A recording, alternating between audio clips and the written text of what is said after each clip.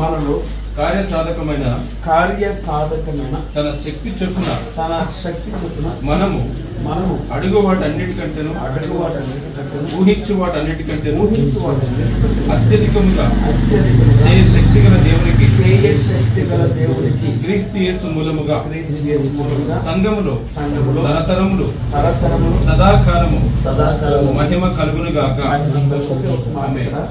మనలో కార్యసాధకమైన తన శక్తి చొప్పున అనగా మనలో ఏమైతే అవ్వాలని, ఏదైతే జరగాలని, ఏదైతే అభివృద్ధి కొరకు మీరు తాపత్రయపడుతున్నారో ఆయన చెప్తారు కదా, తన శక్తి చొప్పున మనము అడుగు వాటన్నిటికంటేను ఊహించు వాటన్నిటికంటేను అత్యధికముగా ఎక్కువగా చేయ శక్తి గల దేవునికి క్రీస్తు యేసు మూలముగా అనగా దేవుని నామం పేరిట మన పరిస్థితికి రాసిన 3:15 అన్నిటిలో మనం ఆయన నామం పేరిట కృతజ్ఞతాసిద్ధులు మనస్ఫూర్తిగా.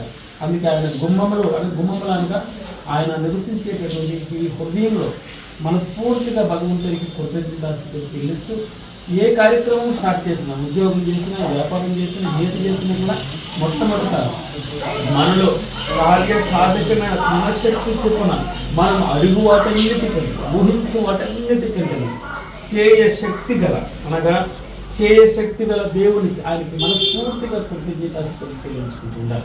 కూడా మనస్ఫూర్తిగా కృతజ్ఞతాస్తుతులు చెల్లిస్తున్నానని ఆకాశమందు ఆసీనుడైన ఆయన వైపు చేతులెత్తారు. దాసుడు తన యజమానుని తట్టు చూచినట్లు, దాసురాలు తన యజమానురాలు చేతి తట్టు చూచినట్లు భగవంతుడు మనల్ని కరుణించేంత వరకు ఆయన వైపు మనం చూస్తూనే ఉండాలి. మనుషులు కొంత మనకు సహాయం చేస్తారు, సహాయం చేయకూడదు. ఏదో ఒక స్వార్థం ఉంటుంది, ఏదో ఒకటి మనసులో పెట్టి మనం సహాయం. భగవంతుడు అట్లా కాదు. భగవంతుడు అగాపే అంటాం. అగాపే అనగా బదులు ఆశించాలి, మరలా నుంచి ఏమి ఆశించలేదు, ఏమి ఆశించకుండా ఇచ్చేది భగవంతుని మాత్రం. మనుషులు అందరూ సంథింగ్ ఎక్స్పెక్ట్ చేస్తారు, ఏదో ఒక ఎక్స్పెక్ట్ చేస్తారు. అందుకే ఈ యొక్క ఉదయకాల సమయంలో మనం అడుగు వాటన్నిటికంటే ఊహించు వాటన్నిటికంటే చేయ శక్తి గల దేవుడు మనస్ఫూర్తిగా